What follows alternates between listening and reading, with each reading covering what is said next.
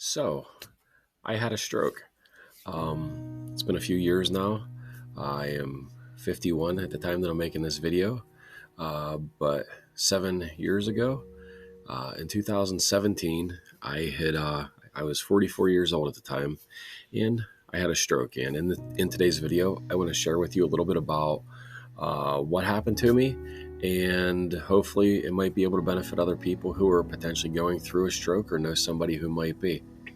Hey, if you're new here, my name is Brandon Yeager, and I was kicked out of the rat race. I used to be an electrical engineer, kicked out of the rat race, became a full-time real estate investor and broker, and my wife and I, we have 4 kids, and we have completed over 150 house flips. We have some rental properties. We purchased a dilapidated barn for $30,000, renovated it, resold it, turned that into a multiple 6-figure profit, and then we used that to roll it into a dilapidated warehouse. We converted it into an indoor self-storage facility. And I love personal development, and I hope that you might join me on my journey as I learn to make great habits and break bad habits. All right, let's go ahead and dive into today's video. So, September 10th, 2017, it was almost the same exact time that we're at right now. It's about 6:33 here on a Sunday morning. That also was a Sunday morning, and I think I had just finished an Olympic distance triathlon. It was probably about 2 weeks prior. I was in really good physical condition at that point in time. As a matter of fact, at some point over the summer, I had done like a 30-day challenge where I decided to run 5 miles a day for 30 days straight. That was a pretty difficult challenge, but I ended up getting through it. Ended up doing the Olympic distance triathlon, and during I was starting to get a cold, and I ended up having went to the doctors. I ended up getting a prescription. I'm not saying that this had anything to do with my stroke, but maybe the combination of me having azithromycin, prednisone, and being sick caused my there was a protein in my blood that ended up getting a little sticky, but I'm getting a little bit ahead of myself.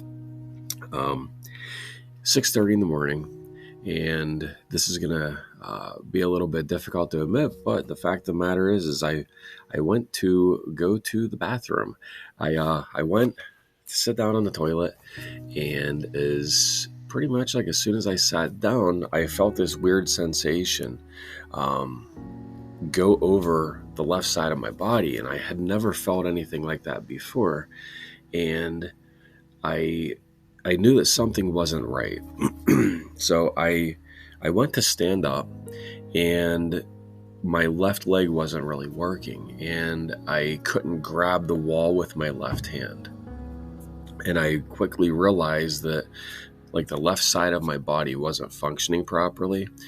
So I went to holler for my wife, and just garble came out. I went to holler for Annie, and it was more like an Annie.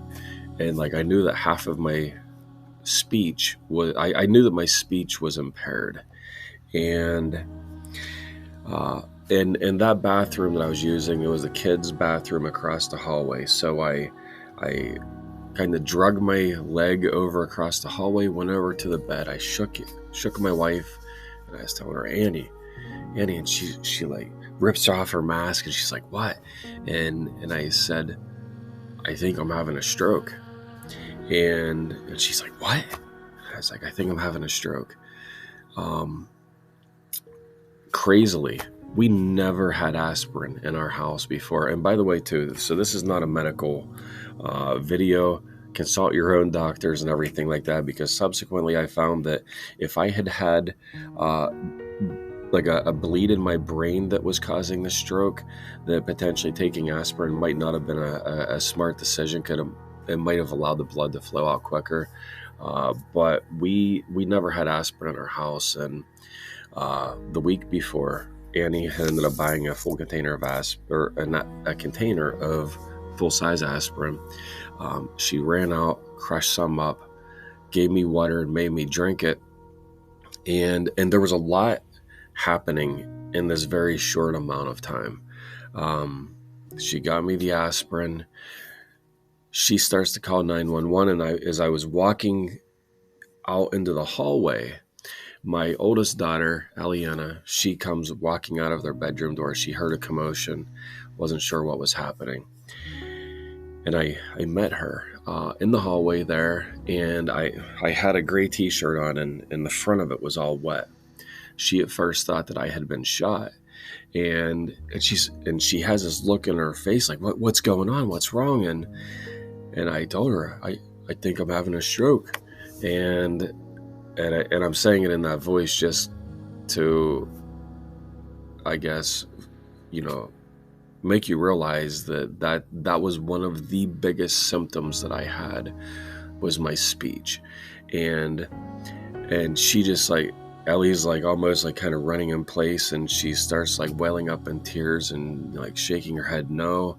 And I go back into the bathroom. My wife's on the phone with 911, and they ask her to have me smile to her, and she's like, smile. And I went to smile at her, and whenever I went to smile, apparently only half my face moved, and like, so my wife's telling me to smile, and then like she's like, no, and like she's saying no to the 911 operator that my face wasn't working. And I think the reality was really striking her at that point, that I was having a stroke. So this is all like happening within the first 60 seconds. It was very quick. My body, I went from a completely normal Sunday morning, and I'm an early bird. I'm usually up and at it before the rest of the family.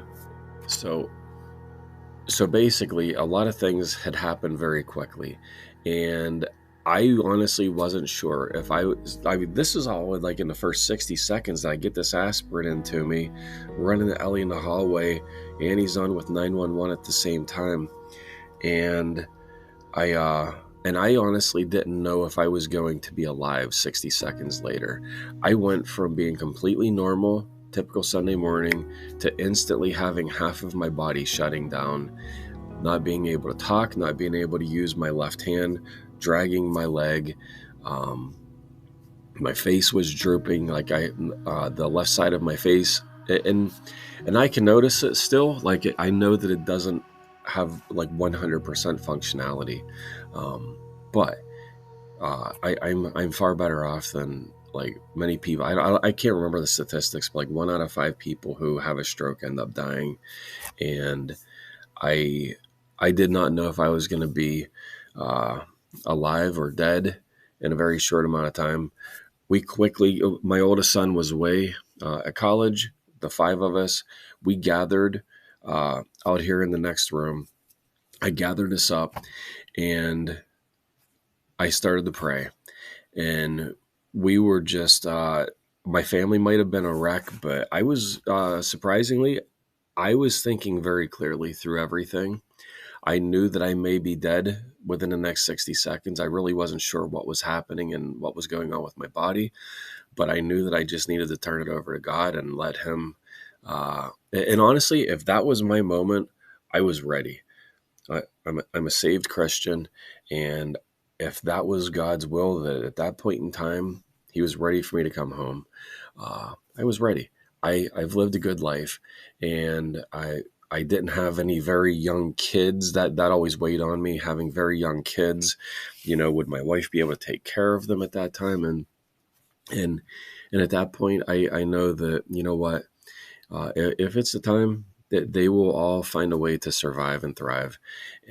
But I looked at Annie, and I have this document. I actually call it If Brandon Dies, and I could maybe do a whole video on that too. But it's a Word document that basically talks about all of our business stuff, our checking accounts, our everything financially, that if I die, this is what you need to do. Here's who you need to call. This is where you need to go, so that you know the exact things that you need to do to be able to keep our family moving forward. And as soon as I started to say something to Annie about, hey, do you remember that document? She's like, no. She's like not wanting, she remembers where the document was, but she was not wanting to think about having to put it into use. So long story short, we get to the hospital. The ambulance, it took forever for the ambulance to even find my house. But then by the time we ended up getting to the hospital, I don't know how much time had elapsed, and I know that they have like a drug that they can give to you whenever you're having a stroke now, that can kind of help clear out a lot of the symptoms. By the time I had gotten to the hospital, most of the symptoms had cleared up. Um, I'd say I say that, but it was probably about, I was there for maybe an hour. They were still doing testing. I went through a series of tests very quickly just to get an initial diagnosis. Was it a brain bleed? Was it indeed a stroke? The Most of the artifacts had disappeared. One of the ones that had lingered was a numbness down the left side of my hand, and I still get some weird feelings in my left pinky. I know that that's what it was, and I'm going to talk about this in some of the other videos I want to talk about. Um, the local hospital, it's a smaller hospital. They don't have the resources of some of the ones that are larger over in Pittsburgh. But they determined that I did have a stroke, and they said, well, you know what? We're just going to go ahead and put you on some aspirin. If you have another stroke, then we'll see about putting you on blood thinners. And if you have another stroke, then we'll see about closing up this hole that's between your left atrium and your right atrium. It's called a PFO, a patent Foramen Ovale. And they said, and if you still have that other stroke, then we'll see about closing that up.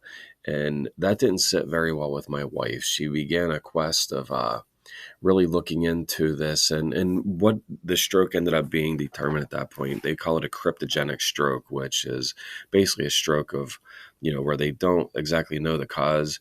And in this particular case, we had a very strong belief that it was due to this PFO, that hole in my heart, which incidentally, like a significant part of the population has it. Like 25 to 30%, I think, were the statistics.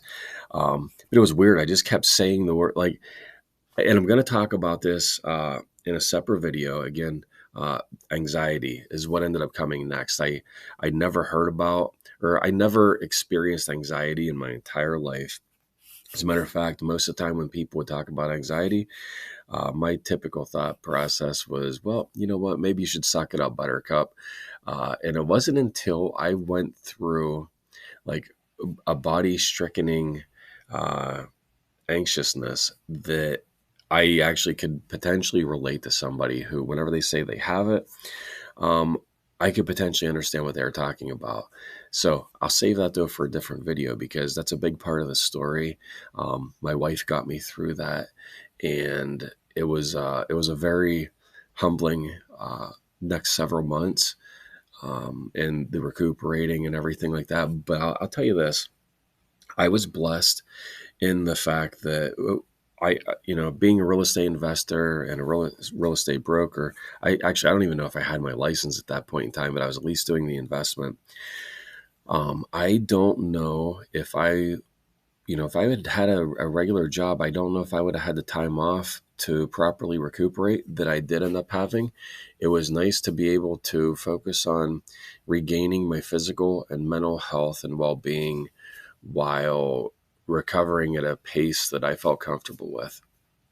So that's it. So yeah, I was 44 years old, had a stroke, still alive to talk about it. And I want to make a couple videos to speak now to symptoms, the anxiety out of it, probably even make a video talking about the PFO. And if you have any questions or comments or anything that I might be able to help you out with, I still do triathlons. Don't let that. If you've had a stroke, keep your chin up. You can still do amazing things, and you can still recuperate. And I am aware that mine was not devastating enough that it wiped out complete physical mobility for the rest of my life. I am very blessed to know that I can still do a lot of the things that maybe other people who have had strokes cannot. I guess it's been a year and a half ago now. at the time that I'm making this video. It was actually over the weekend. It was September 10th, 2022. I did the Patriots Triathlon down in Williamsburg, Virginia. Every year on September 10th, my family and I, we celebrate my stroke anniversary, is what we call it. That was my 5-year anniversary of having my stroke and still being alive to be able to talk about it a little bit.